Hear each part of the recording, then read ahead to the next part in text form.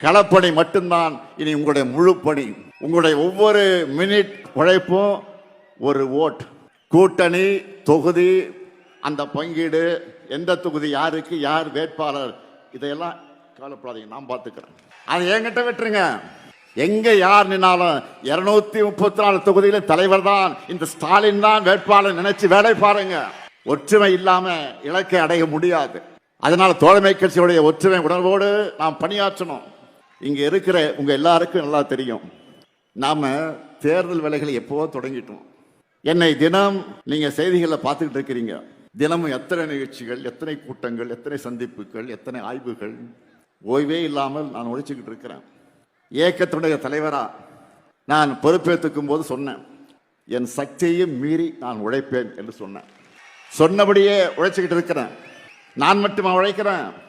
இங்க மேடையில் இருக்கக்கூடிய மாவட்ட செயலாளர்களானாலும் சரி, நிர்வாகிகளானாலும் சரி, பூத் அளவில் இருக்கக்கூடிய நீங்களும் சரி, ஓய்வு இல்லாம தான் உழைச்சிக்கிட்டு இருக்கீங்க. இந்தியாவில் வேறு எந்த கட்சியும் இப்படி வேலை செய்யாது. இப்படி நாம் உழைக்கிற காரணத்தால் தான் தமிழ்நாடு நம்பர் 1 இருக்கு. திராவிட முன்னேற்ற கழகம் நம்பர் 1 இருக்கு.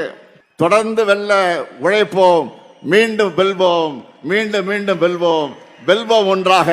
நன்றி, வணக்கம்.